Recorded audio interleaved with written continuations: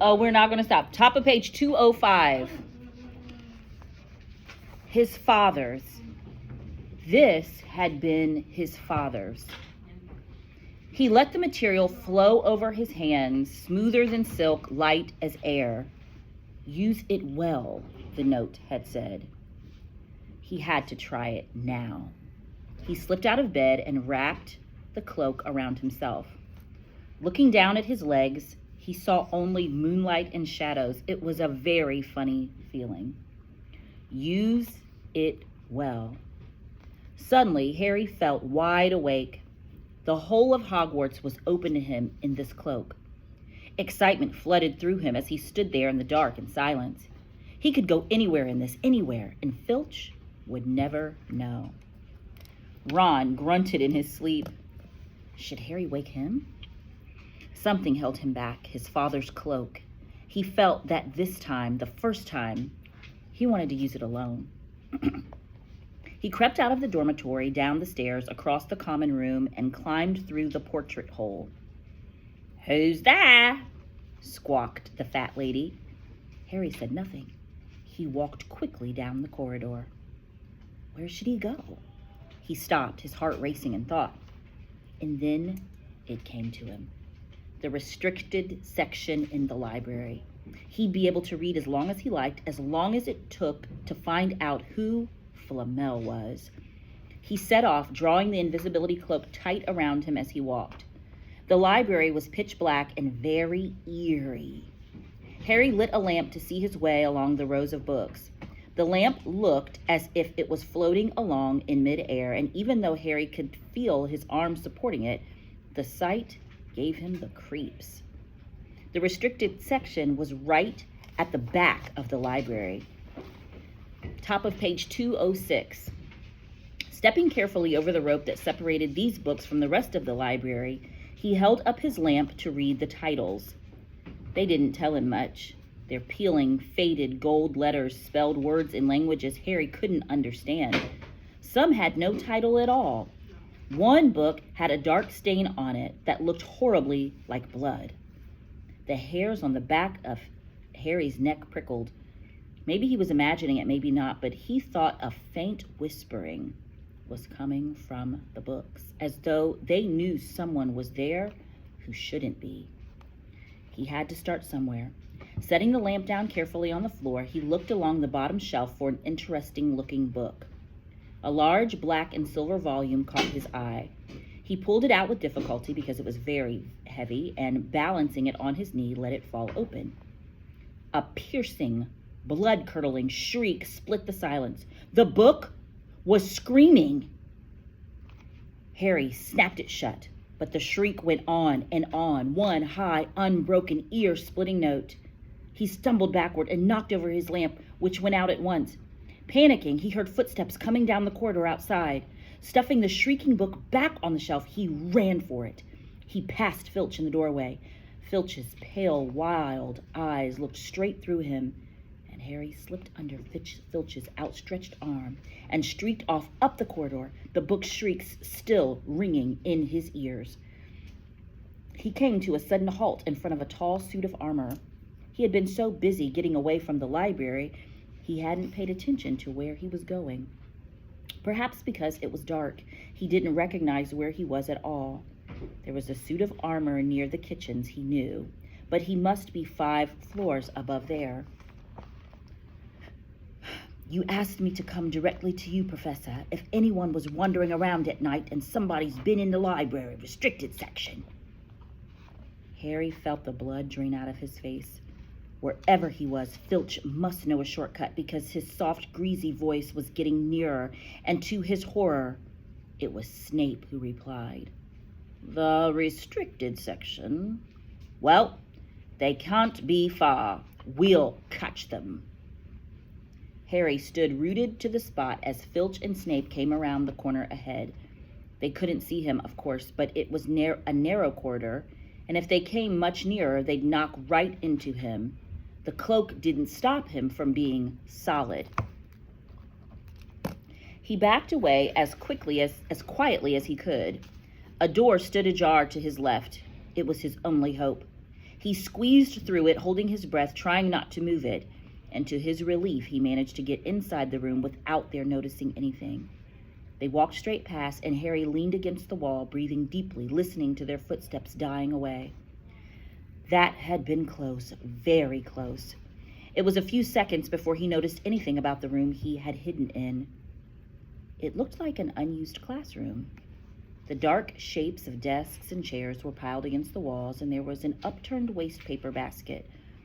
But propped against the wall facing him was something that didn't look as if it belonged there.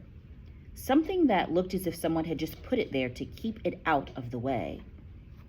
It was a magnificent mirror, as high as the ceiling, with an ornate gold frame standing on 2 clawed feet. There was an inscription carved around the top. Eraiste ube karafu on anwusai. His panic fading now that there was no sound of Filch and Snape, Harry moved nearer to the mirror, wanting to look at himself but see no reflection again. He stepped in front of it. He had to clap his hands to his mouth to stop himself from screaming. He whirled around. His heart was pounding far more furiously than when the book had screamed, for he had seen not only himself in the mirror, but a whole crowd of people standing behind him. But the room was empty. Breathing very fast, he turned slowly back to the mirror. There he was, reflected in it, white and scared looking. And there, reflected behind him, were at least 10 others. Harry looked over his shoulder, but still no one was there. Or were they all invisible too? Was he in fact in a room full of invisible people, and this mirror's trick was that it reflected them, invisible or not? He looked at the mirror again.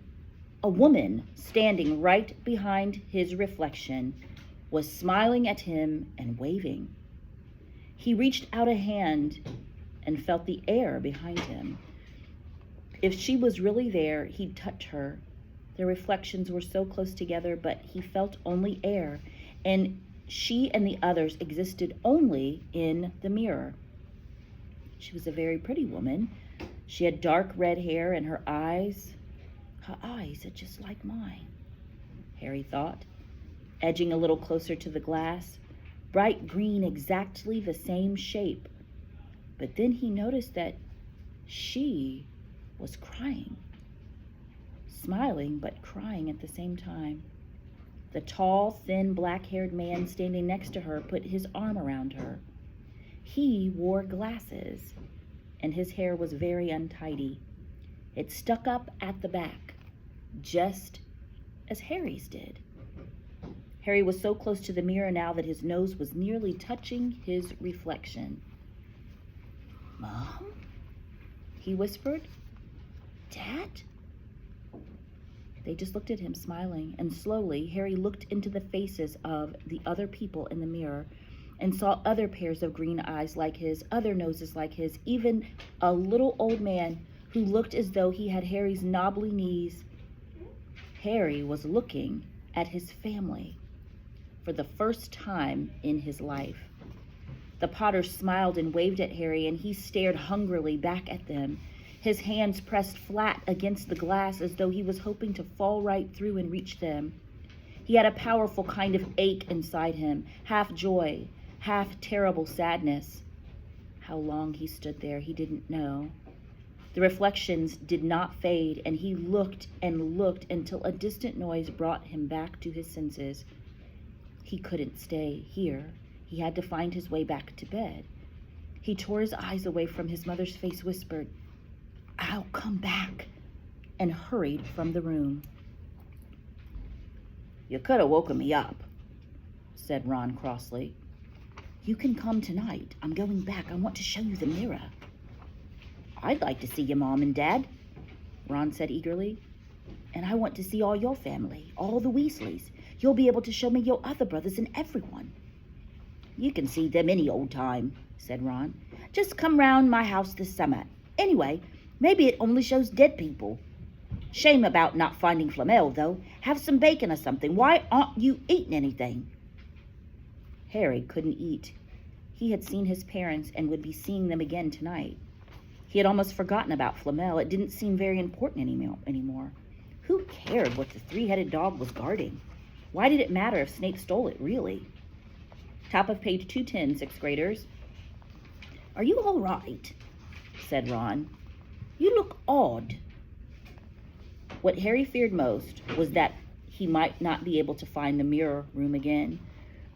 With Ron covered in the cloak too, they had to walk much more slowly the next night. They tried retracing Harry's route from the library, wandering around the dark passageways for nearly an hour. "I'm freezing," said Ron. Let's forget about it and go back."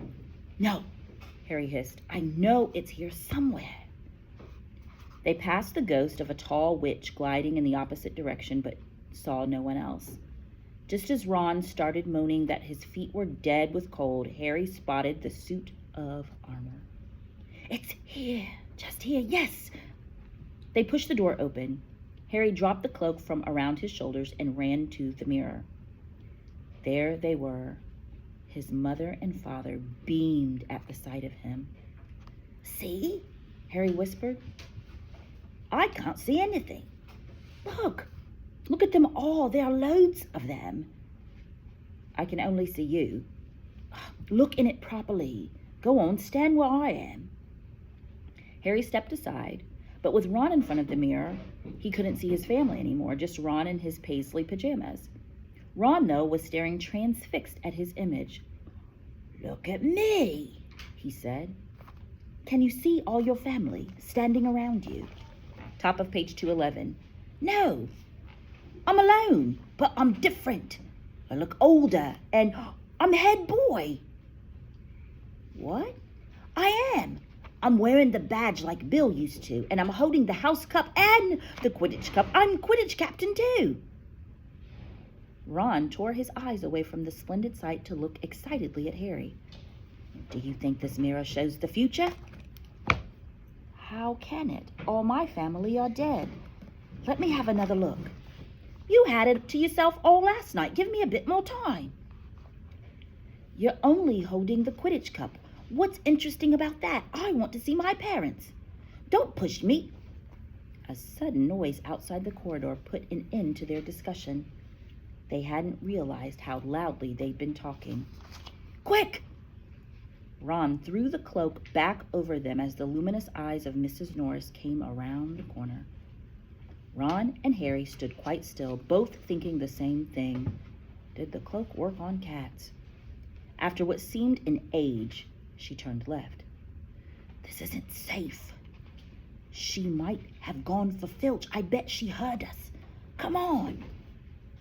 And Ron pulled Harry out of the room. The snow still hadn't melted the next morning. "Want to play chess, Harry?" said Ron. "No." Top of page 212. "Why don't we go down and visit Hagrid?" "No, you go. I know what you're thinking about, Harry. That mirror. Don't go back tonight." "Why not?" "I don't know. I've just got a bad feeling about it. And anyway, you've had too many close shaves already. Filch, Snape, and Mrs. Norris are wandering around. So what if they can't see you? What if they walk into you? What if you knock something over?" "You sound like Hermione." "I'm serious, Harry. Don't go." But Harry only had one thought in his head, which was to get back in front of the mirror, and Ron wasn't going to stop him. That third night, he found his way more quickly than before. He was walking so fast he knew he was making more noise than was wise, but he didn't meet anyone. And there were his mother and father smiling at him again, and one of his grandfathers nodding happily. Harry sank down to sit on the floor in front of the mirror. There was nothing to stop him from staying here all night with his family. Nothing at all. Except, "So, back again, Harry." Harry felt it as though his insides had turned to ice. He looked behind him. Sitting on one of the desks by the wall was none other than Mrs. James. Harry, oh, sorry about that. Sorry, I read it wrong. Was none other than Albus Dumbledore. Harry must have walked straight past him, so desperate to get to the mirror he hadn't noticed him. I didn't see you, sir." "Strange how nearsighted being invisible can make you," said Dumbledore, and Harry was relieved to see that he was smiling. "So," said Dumbledore, slipping off the desk to sit on the floor with Harry, "you, like hundreds before you, have discovered the delights of the Mirror of Erised." "I didn't know it was called that, sir, but I expect you realize by now what it does." Well, it shows me my family. And it showed your friend Ron himself as head boy." "How did you know?" "I don't need a cloak to become invisible," said Dumbledore gently. "Now, can you think what the Mirror of Erised shows us at all? Shows us all?" Harry shook his head. "Let me explain. The happiest man on earth would be able to use the Mirror of Erised like a normal mirror. That is, he would look into it and see himself exactly as he is. Does that help?" "Staff and students, we are moving to our..." Okay, thanks to Miss Carter for giving us those extra 5 minutes. Now can you think what the Mirror of Erised shows us all?" Harry shook his head. "Let me explain. The happiest man on earth would be able to use the Mirror of Erised like a normal mirror. That is, he would look into it and see himself exactly as he is. Does that help?" Harry thought. Then he said slowly, "It shows us what we want, whatever we want?" "Yes and no," said Dumbledore quietly. "It shows us nothing more or less than the deepest, most desperate desire of our hearts. You, who have never known your family, see them standing around you. Ronald Weasley, who has always been overshadowed by his brothers, sees himself standing alone, the best of all of them. However, this mirror will give us neither knowledge or truth. Men have wasted away before it, entranced by what they have seen, or been driven mad not knowing if what it shows is real or even possible. The mirror will be moved to a new home tomorrow, Harry, and I ask you not to go looking for it again. If you ever do run across it, you will now be prepared. It does not do to dwell on dreams and forget to live. Remember that. Now, why don't you put that admirable cloak back on and get off to bed?" Harry stood up. "Sir, Professor Dumbledore, can I ask you something?" "Eighth grade students, you are now dismissed to the cafeteria. Eighth graders to the cafeteria."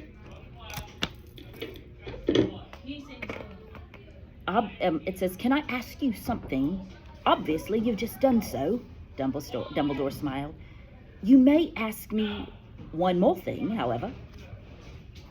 What do you see when you look in the mirror?" I see myself holding a pair of thick woolen socks." Harry stared. "One can never have enough socks," said Dumbledore. "Another Christmas has come and gone, and I didn't get a single pair. People will insist on giving me books." It was only when he was back in bed that it struck Harry that Dumbledore might not have been quite truthful. But then he thought, as he shoved Scabbers off his pillow, it had been quite a personal question. Chapter 13 will be Nicholas Flamel.